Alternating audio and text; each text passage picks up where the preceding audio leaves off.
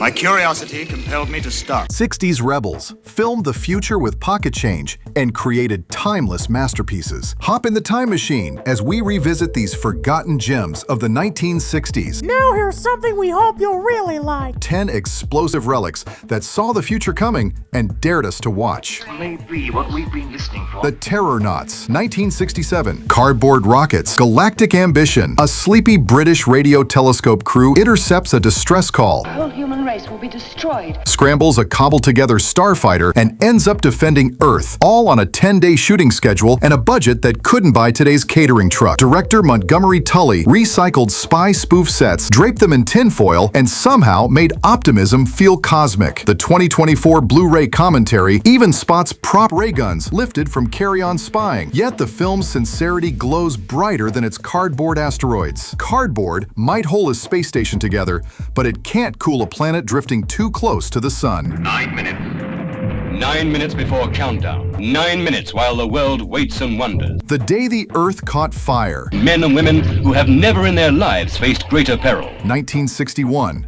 when climate horror was newsprint.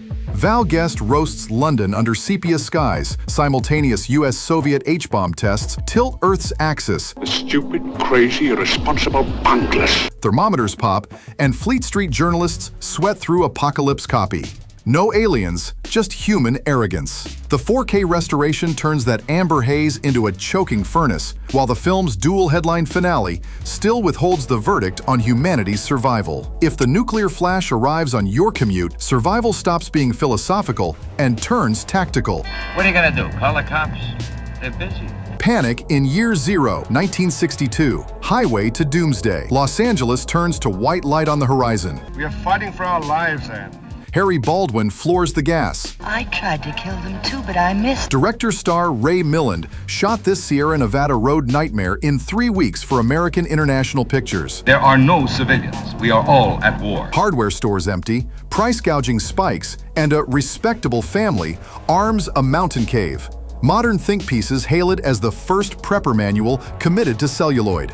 Proof that society collapses a lot faster than traffic clears. Oh, that was weird. But what if, after the flash, you can't even see the threat because the sky itself stole your sight? The Day of the Triffids, 1962. Botany bites back. An emerald meteor shower blinds most of humanity, just as carnivorous plants shuffle out of neglected greenhouses. Production chaos left director Steve Seckley's footage stitched to Freddie Francis's moody lighthouse subplot. Yet the premise still feels visionary. Environmental backlash meets Cold War paranoia. No wonder Amazon ordered a prestige miniseries in 2023. Killer foliage and global panic never go out of style. Wow. If walking plants weren't surreal enough, try a Soviet space princess spliced into an American drive-in chiller. Queen of Blood, 1966. He's a monster. Space vampirism on a shoestring.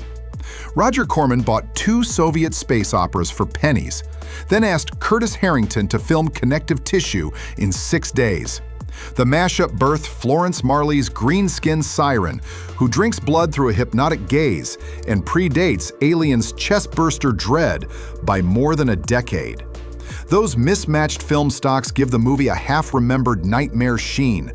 Proof, budget hacks can feel like art house choices. Planet of the Vampires, 1965, Neon Fog and Xenomorph DNA. Mario Bava turns a shoestring budget into cobalt mist, black vinyl spacesuits, and towering miniatures. A starship crashes, crew corpses revive, and derelict alien skeletons litter a planet bathed in saturated gels. Imagery Ridley Scott would echo almost frame for frame in Alien. From neon fog to fluorescent city, what happens when a wheezing computer bans the very words that make us human? Alphaville, 1965, Algorithm Against the Heart. Jean-Luc Godard hijacked Paris office blocks at night, shot guerrilla style, and declared them the capital of a future where Alpha 60 outlaws love and poetry. The rasping computer voice, recorded through a plastic tube, demands logic or extermination. With its cold fluorescence and punch-card oracles, the film feels less like retrofuturism and more like a prophecy of algorithmic content moderation. If the algorithm can erase you, imagine a reality show that pays you to kill for clicks. Something you've never seen before, and it's no laughing matter. The 10th Victim, 1965. Murder as pop art sport. Rome goes full mod chic. Ursula Andress stalks Marcello Mastroianni through nightclubs, while a TV audience bets on the kill count. Elio Petri's candy-colored satire prefigures Battle Royale, the Hunger Games, and influencer clout culture, complete with coffee commercial tie-ins mid-assassination.